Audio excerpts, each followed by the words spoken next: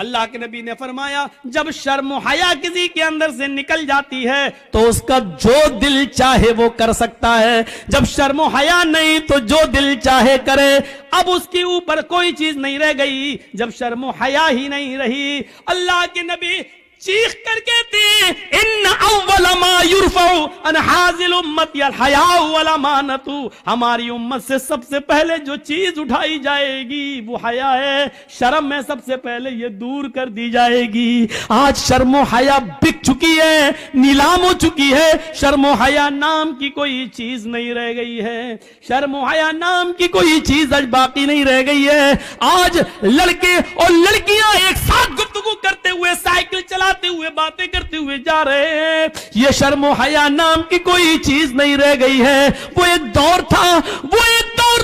میرے بھائیوں کہ جنگ جمل کے موقع پر جب حضرت عائشہ ایک جگہ پر بیٹھی ہوئی تھی اور حضرت علی میں جنگ ہو رہی تھی، حضرت علی رضی اللہ تعالیٰ عنہ نے ایک رقعہ، ایک پرچہ، ایک نوٹ لکھا اور نوٹ لکھ کر حضرت عائشہ کے بھائی عبد الرحمن کو دیا اور فرمایا کہ یہ اپنی بہن عائشہ کو دے کر آؤ، اس میں میں نے کچھ چیزیں لکھوائی ہیں، حضرت عائشہ کو وہ پسند آ جائیں تو مجھے بتا دینا، اس میں ہم نے کچھ مشورے لکھے ہیں، حضرت عائشہ اگر ان مشوروں سے خوش ہو جائیں تو مجھے بتانا۔ او میرے نوجوان ساتھیوں، آئے معظم پور کے لوگوں، آئے اس گاؤں میں رہنے والوں، آئے بنگال سے جڑنے والوں، سنو، حضرت عبد الرحمن حضرت عائشہ کے بھائی حضرت علی کا پرچہ لے کر آ رہے ہیں، گھوڑے پر بیٹھے ہوئے، گھوڑے کی پیر کی ٹھوکریں دھول اڑا رہی ہیں، اس دھول میں حضرت عائشہ سمجھ نہیں پائی کہ اس گھوڑے پر بیٹھ کر کون آ رہا ہے۔ حضرت عائشہ نے جلدی سے پردہ کر لیا اور جلدی سے اپنا چہرہ چھپا لیا اور منہ موڑ لیا، اور عبد الرحمن آتے ہیں اور ان کے ہاتھ میں پرچہ دیتے ہیں، لیجئے یہ پرچہ حضرت علی نے دیا ہے۔ حضرت عائشہ نے اس پرچے کو لیا اور پرچہ پڑھنے سے پہلے کہا اے اللہ یہ کون سا دور آ گیا ہے، اے اللہ یہ کیا زمانہ آ گیا ہے، اب لوگ میرے پاس دلیری کے ساتھ آنا شروع ہو گئے ہیں، اب میرے پاس آنے میں شرماتے بھی نہیں ہیں، اے اللہ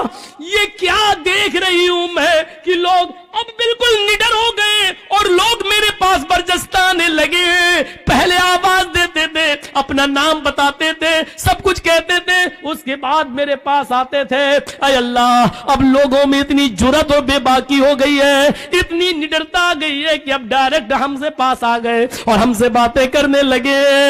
حضرت عبد الرحمن نے جب اپنی بہن عائشہ کے منہ سے یہ جملے سنے تو کہتے ہیں اے بہن ذرا پلٹ کر دیکھو، میں تمہارا اپنا بھائی عبد الرحمن ہوں، میں غیر نہیں ہوں۔ تب حضرت عائشہ نے پلٹ کر دیکھا تو سامنے ان کے سگے بھائی کھڑے تھے، تب انہوں نے اطمینان کا سانس لیا، تب انہوں نے چین کی سانس لی۔ میرے بھائیوں، حضرت عائشہ کا پردہ کرنا اور اپنے بھائی سے کو پہچان نہ سکے تو یہ کہنا، اب لوگوں میں یہ کتنی دلیری اور بہادری پیدا ہو گئی ہے کہ وہ اب بلا روک و ٹوک میرے پاس آ جاتے ہیں۔ اے اللہ یہ میں کیا دیکھ رہی ہوں، غور کیجئے اس جملوں پر، حضرت عائشہ کی زبان سے یہ نکلنے والے جملے آج ہماری ماں بہنوں کو کیا درس دیتے ہیں۔ آج ان کی جرات و بہادری دیکھو، جس کے ساتھ جائیں چلی جاتی ہے، جس کے ساتھ جائیں ٹہل لیتی ہے، جس کے ساتھ بیٹھنا چاہے بائک پہ سوار ہو جاتی ہے، جس کے ساتھ جانا چاہے مارکیٹ میں چلی جاتی ہے۔ ذرا تصور کرو میرے پیارے ساتھیوں، حضرت عائشہ تو اپنے بھائی سے بھی نہیں دیکھ رہی ہیں، جب پتہ چلتا کہ یہ میرے بھائی ہیں تب انہوں نے چہرہ کھول کر اپنے بھائی کو دیکھا، کہا کہ اب کوئی بات نہیں، اب شک میرا دور ہو گیا ہے۔ ذرا تصور کیجئے حضرت عائشہ کو یہ بھی پسند نہیں کہ کوئی آئے اور بغیر مجھے اپنا نام بتائے اور بغیر اجازت لیے ہوئے مجھ سے ملے۔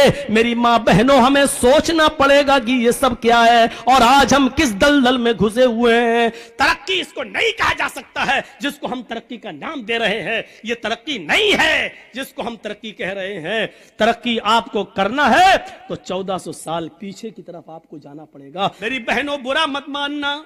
اللہ کے نبی نے کیوں کہا ہے